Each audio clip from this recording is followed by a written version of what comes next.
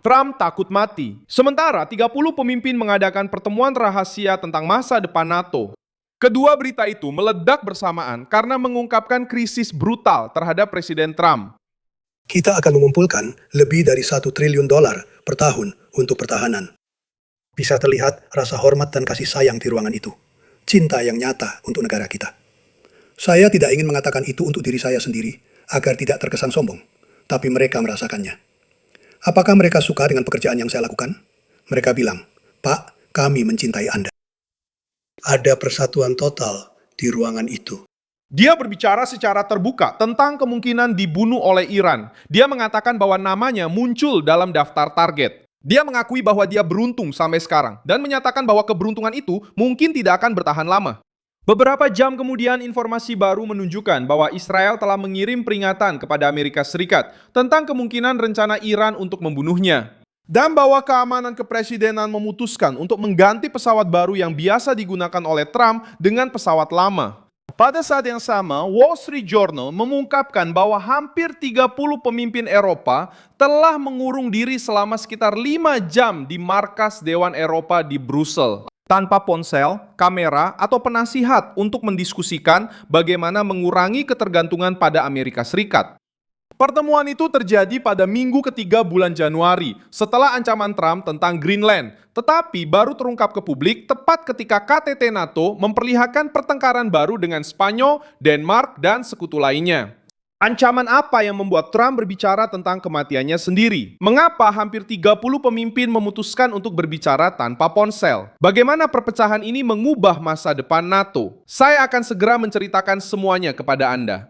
Jika Anda suka dengan konten yang langsung ke inti dan tanpa basa-basi seperti ini, pertimbangkan untuk berlangganan karena di sini ada video seperti ini setiap hari. Trump menjanjikan ancaman Iran sebagai fokus utama KTT Ankara. Di depan kamera, dia menyatakan bahwa Teheran ingin mengeliminasi pemimpin Amerika Serikat dan mengakui bahwa dia mungkin tidak bisa lolos selamanya. Pernyataan itu menjadi penting karena tidak hanya sebatas kata-kata saja. Otoritas Amerika Serikat menerima peringatan dari Israel tentang kemungkinan rencana pembunuhan. Sebagian dari otoritas tersebut menganggap informasi itu tidak lengkap dan tidak sepenuhnya dapat dipercaya. Tetapi risikonya dianggap cukup serius, sehingga logistik perjalanan presiden diubah. Sepulang dari Turki, Trump singgah di Inggris dan melanjutkan perjalanan dengan Air Force One yang lebih tua, dilengkapi dengan sistem pertahanan yang sudah dikenal oleh tim keamanan.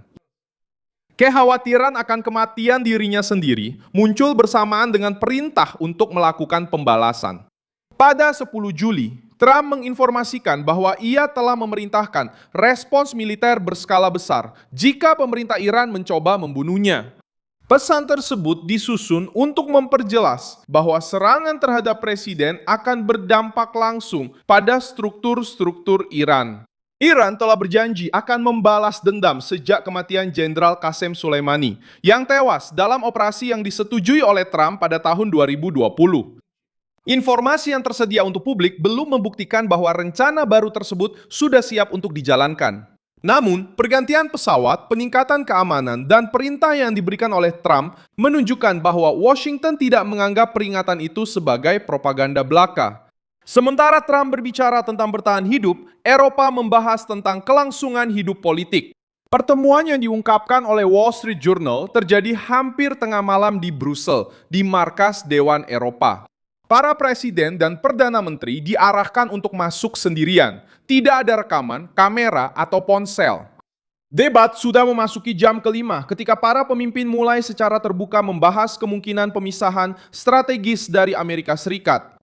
Pertemuan itu bukanlah KTT resmi NATO, tetapi mempertemukan para kepala pemerintahan yang membentuk inti Eropa dari aliansi tersebut dan membahas bagaimana bertindak jika Washington berhenti. Karena merasa cukup nyaman dengan beberapa peserta, mereka menyebut malam itu sebagai sesi terapi. Begitu besar perhatian yang terkumpul. Emmanuel Macron membuka bagian paling berat dari percakapan itu. Menurut peserta yang diwawancarai oleh laporan ini, Presiden Prancis tersebut menyatakan bahwa Eropa perlu menetapkan batas dan tidak ada jalan kembali. Penilaiannya adalah bahwa ketergantungan militer, ekonomi, dan teknologi terhadap Amerika Serikat telah berubah menjadi risiko keamanan.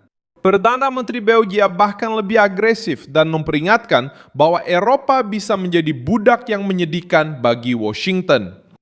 Giorgia Meloni tidak setuju. Perdana Menteri Italia berpendapat bahwa Trump masih bisa diyakinkan dan bahwa memutuskan hubungan dengan Amerika Serikat akan menjadi kesalahan. Reaksi Meloni menunjukkan bahwa blok tersebut tidak bersatu melawan Presiden Amerika Serikat. Namun, fakta sederhana bahwa percakapan itu terjadi mengungkapkan besarnya ketidakpercayaan yang ada. Sebenarnya, saya pikir dia orang yang baik. Kami punya obrolan yang bagus. Hubungan kami sempat memburuk karena dia menolak membantu kami. Sekali lagi, saya tidak terlalu menekannya, tapi dia menolak untuk terlibat dengan Selat Hormuz, atau bisa juga dibilang hanya dengan Iran. Dia menolak untuk terlibat. Itu membuat hubungan kami jadi kurang baik. Tapi saya suka dia. Saya rasa dia orang yang baik, tapi dia membuat kesalahan. Kami melakukan ini karena kami pikir ini adalah sesuatu yang penting untuk dilakukan. Tapi dia memang tidak membantu kami dan saya tidak senang dengan itu. Kamu bisa bayangkan, saya tidak senang dengan itu. Greenland adalah pemicu yang paling berbahaya. Trump kembali mendukung penguasaan Amerika Serikat atas wilayah otonom yang terkait dengan Denmark dan membenarkan tekanan tersebut dengan adanya kehadiran Rusia dan Tiongkok yang semakin meningkat di Kutub Utara. Bagi Copenhagen, ancaman receber secara langsung mengenai kedaulatan Denmark. Bagi pemerintah Eropa, risikonya bahkan lebih besar. Anggota NATO mulai membahas pengendalian wilayah yang dimiliki oleh sekutu lainnya. Pasukan Prancis tiba di Greenland bersama pasukan Denmark selama krisis bulan Januari.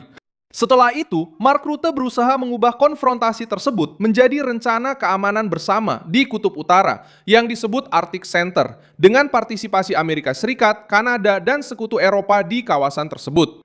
Pembicaraan tentang investasi dan kehadiran militer terus berlangsung antara Washington, Greenland, dan Denmark. KTT di Ankara menunjukkan bagaimana ketegangan ini terjadi di depan kamera. Trump langsung menyerang sekutu-sekutunya. Dia mengkritik Inggris, Jerman, Prancis, dan Italia karena tidak mendukung operasi melawan Iran seperti yang dia inginkan. Dia menyebut Spanyol sebagai mitra yang buruk. Dia memerintahkan penghentian perdagangan dengan Madrid dan kembali mengancam akan menarik pasukan Amerika Serikat dari Eropa. Beberapa jam kemudian, dia memasuki pertemuan tertutup dengan 32 pemimpin dan mengubah nada bicaranya. Dia tidak mengulangi ancaman terhadap Spanyol maupun bersikeras soal Greenland. Saat keluar, dia berbicara tentang cinta, rasa hormat, dan persatuan. Semua orang telah bersikap hebat sungguh. Tahu kenapa? Karena mereka kembali menghormati negara kita. Mereka dulu menertawakan kita. Mereka pikir kita sekumpulan orang bodoh. Mereka melihat presiden yang bahkan tidak bisa berbicara atau berjalan. Itu adalah bencana. Mereka kehilangan rasa hormat kepada kita. Tapi sekarang mereka lebih menghormati negara kita daripada sebelumnya. Para diplomat mengatakan kepada Reuters bahwa strategi para sekutu adalah memuji Donald Trump, mengaitkan peningkatan pengeluaran militer kepadanya, dan menghindari ledakan yang bisa membahayakan pertemuan puncak. Mark Rutte mengambil peran sebagai pengendali utama krisis. Sekretaris-Jenderal mengatakan kepada Donald Trump bahwa dia telah mengubah NATO dengan menekan orang Eropa untuk mengeluarkan lebih banyak anggaran untuk pertahanan. Dia juga secara terbuka menyatakan bahwa dia melihat persatuan besar di antara 32 pemimpin tersebut. Ketika seorang reporter Denmark bertanya, apakah tetap diam terhadap ancaman terhadap Greenland dan Spanyol mempengaruhi harga dirinya, Mark Rutte kembali memuji Donald Trump dan membela kerjasama di Arktik. Kepada Rasmus Tvimo dari kantor berita Denmark, Ritzal. Mark, Anda pernah bersama Donald Trump pada saat dia berbicara tentang membeli Greenland, menyerang sekutu, dan memulai perang dagang, hal-hal yang dulu tidak akan disetujui oleh Mark Rutte yang lama. Apakah itu memengaruhi harga diri Anda saat duduk di sampingnya tanpa mengatakan apa-apa? Anda tahu, yang selalu saya lakukan adalah mengakui ketika pujian itu memang pantas diberikan. Dan saya rasa kita harus memuji Donald Trump atas fakta bahwa NATO sekarang jauh lebih kuat. Tentu saja, ini ada hubungannya dengan ancaman Rusia, ada hubungannya dengan perang di Ukraina, tapi juga sangat berkaitan dengan Presiden Trump. Yang kini diwujudkan oleh Presiden Trump, sesuatu yang sejak zaman Eisenhower telah dicoba dicapai oleh Amerika Serikat, menyamakan pengeluaran antara Amerika dan Eropa. Dan ini membuat Eropa lebih kuat, membuat Eropa lebih relevan bagi Amerika Serikat sebagai mitra. Jadi, inilah sifat transformatif dari KTT ini. Pilihan itu menjadi jelas, menghindari konfrontasi langsung dengan Washington, mempertahankan kehadiran militer Amerika Serikat, dan memberikan hasil yang bisa dipresentasikan Trump sebagai kemenangan. Angka tersebut membantu Rutte menenangkan Presiden. NATO menginformasikan bahwa para sekutu sudah hampir mencapai investasi 4% dari ekonomi mereka untuk pertahanan, mendekati target 5% hingga tahun 2035. KTT tersebut mengumumkan lebih dari 50 miliar dolar dalam pembelian militer baru hanya dalam 1 hari. Bagi Trump, kemajuan ini membuktikan bahwa tekanannya berhasil. Bagi Eropa, peningkatan pengeluaran juga berfungsi sebagai asuransi terhadap kemungkinan penarikan Amerika Serikat di masa depan. Setiap kontrak baru memperkuat aliansi hari ini dan secara perlahan mengurangi ketergantungan yang membuat para pemimpin melakukan pembicaraan tertutup di Brussel. Spanyol menjadi contoh paling jelas dari metode ini. Pedro Sanchez mencoba meredakan konflik dan menyatakan telah melakukan percakapan yang bersahabat dengan Trump. Presiden Amerika Serikat melunakkan retorikanya selama pertemuan tertutup, tetapi tidak mengurangi tekanan terhadap pengeluaran militer. Kejadian tersebut membuat para sekutu waspada karena menunjukkan bahwa diskusi tentang anggaran bisa berubah menjadi ancaman perdagangan dalam hitungan menit. Hal itu juga menunjukkan bahwa pujian yang diberikan kepada Trump bukan berarti kepercayaan. Pujian tersebut berfungsi sebagai alat untuk mencegah keputusan yang lebih keras terhadap aliansi itu sendiri.